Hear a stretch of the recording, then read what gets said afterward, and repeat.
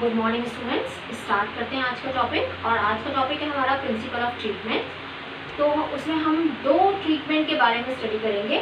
कौन कौन से हैं उनके बारे में हम डिस्कस करने जा रहे हैं। फर्स्ट जो ट्रीटमेंट है वो है to reduce the effects of the disease and second है to kill the cause of the disease.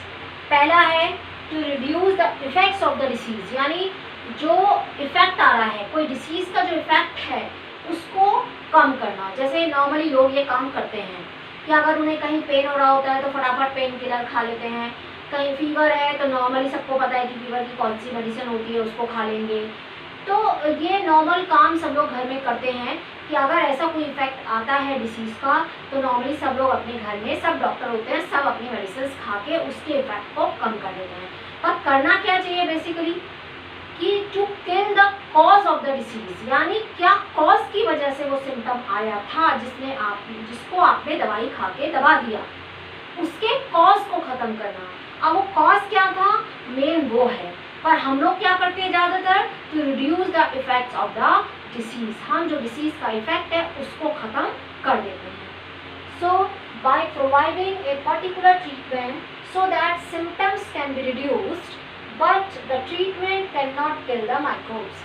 हम फीवर को ख़त्म कर लेंगे, हम हेडेक को के लिए मेडिसिन खा लेंगे, स्टमक पेन है तो स्टमक के लिए उसके लिए खा लेंगे, हम उसके इफेक्ट को कम कर देंगे। बट हम माइक्रोब्स को उस टाइम पे नहीं मार पा रहे क्योंकि हमको नहीं पता कि वो किसकी वजह से आ रहा है। Can not kill the microbes. For example, depending upon the symptoms we can take medicine. जैसा सिम्टम आ रहा है कि पेन हो रहा है तो पेन किलर खा ली, फीवर हो रहा है तो फीवर के लिए ले ली। तो ये सब हम उसके सिम्टम को देख के हम मेडिसिन खा लेते हैं। We can take medicine that bring down fever, fever कम कर देगा, रिड्यूस पेन और लूज मोशन। लूज मोशन के लिए भी सबको पता है कौन सी मेडिसिन है, वो खा लेंगे।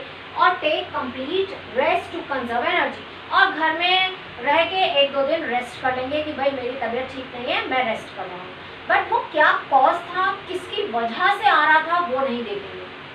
So but it will not kill the disease causing microbes. इसकी वजह से वो माइक्रोब नहीं मरा, बस उसका जो सिम्टम था वो कम हो गया। Therefore disease would not be cured completely। तो अब क्या हुआ, सिम्टम तो हमने खत्म कर दिया पर वो माइक्रोब तो वहीं का वहीं है, माइक्रोब को तो नहीं मारा। तो थोड़े दिनों बाद फिर से वो सिम्टम अपीयर हो जाएगा। तो मेन क्या करना चाहिए ट्रीटमेंट के लिए, हमें उसके कॉज को ख़त्म करना है, हम उस माइक्रोब को मारना है जिसकी वजह से वो सिम्टम आ रहा है, जिसकी वजह से वो डिसीज दिखा रहा है। तो सेकेंड हम देखते हैं to kill the cause of the disease. ठीक है, सेकेंड देखते हैं स्टूडेंट। सेकेंड क्या था जो मैं बता रही थी आपको, to kill the cause of the disease. Basically हमको ये करना चाहिए कि हमें डिसीज कॉजिंग जो माइक्रोब्स हैं उनको ख़त्म करना है, तभी हमारे अंदर वो सिम्टम आने बंद होंगे। नहीं तो थोड़ी देर बाद जब वो मेडिसिन का असर ख़त्म हो जाता है जो हम लोग लेते हैं अपने आप से, तो वो वापस से सिम्टम अपीयर हो जाते हैं। So taking medicine that kill microbes is the best way for complete recovery. कि माइक्रोब को अगर हम ख़त्म करेंगे, उनको मार देंगे, तो हमारा क्या हो सकती है, रिकवरी हो सकती है फ्रॉम ए पर्टिकुलर डिसीज, उस पर्टिकुलर डिसीज से। It is essential that medicine specific to disease causing microbe is taken, कि वो स्पेसिफिक मेडिसिन लेनी चाहिए जिसकी वजह से, जिस माइक्रोब की वजह से वो डिसीज आ रही है। मान लो बैक्टीरियल इन्फेक्शन है तो हम एंटीबायोटिक खाएंगे तभी हमारा बैक्टीरियल इन्फेक्शन जाएगा। अगर हम एंटीबायोटिक नहीं खाएंगे तो हमारा बैक्टीरियल इन्फेक्शन नहीं जाएगा, चाहे हम कितनी भी पेन किलर खाते रहें। So specific to disease causing microbe is taken. For example, for the treatment of bacterial disease, bacterial disease के ट्रीटमेंट के लिए antibiotics can be taken by the patient. Antibiotics आपको सबको पता है क्या है, ये मैं पढ़ा चुकी हूँ, अगर आपने नहीं देखी वीडियो आप देख सकते हैं। एंटीबायोटिक्स वो होती है जो बैक्टीरिया की बायोकेमिकल पाथवे को रोक देता है। किसकी बायोकेमिकल पाथवे, सेल वॉल की।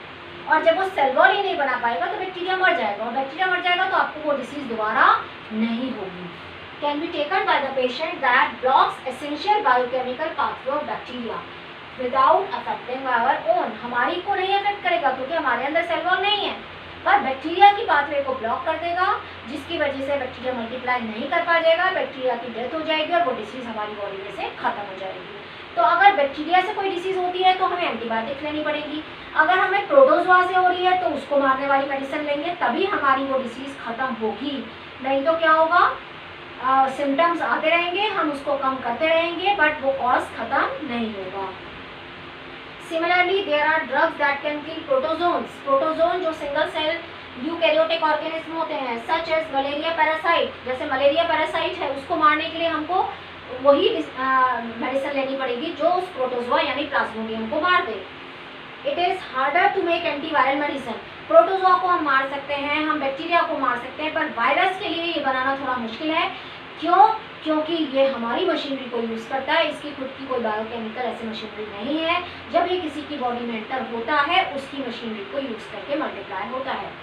So it is harder to make antiviral medicines because viruses have very few biochemical mechanisms of their own. They enter our cells and use our machinery for completing their life processes. वो अपनी life process को complete करने के लिए जिसकी body में घुसा है उसकी मशीनरी को यूज़ करता है। इसलिए एंटी वायरल ड्रग हमें थोड़ी प्रॉब्लम कर सकता है उसको बनाने के लिए और उसको उससे जो सिम्टम आ रहे हैं उनको ट्रीट करने में, बट बैक्टीरियल प्रोटोजोन को हम पूरा ख़त्म कर सकते हैं। वायरल के लिए यह है कि हाँ अगर हमें पता चल जाए तो उसके जो सिम्टम्स हैं उसके इफेक्ट को हम ख़त्म कर सकते हैं। फीवर हो रहा है, अगर वायरल फीवर है तो फीवर को कम कर सकते हैं, या ऐसा कॉमन कोल्ड है तो उसको हम थोड़ा कम कर सकते हैं, उसके सिम्टम्स को पर पूरा ख़त्म नहीं कर सकते क्योंकि हम एंटीवायरल ड्रग नहीं ले रहे हैं। तो समझ में आया कि to kill the cause of the disease ज़्यादा बेटर ऑप्शन है बजाय उसके कि reduce the effect of the disease, कि हम सिम्टम्स को ख़त्म कर दें बट कॉज को वही रहने दें।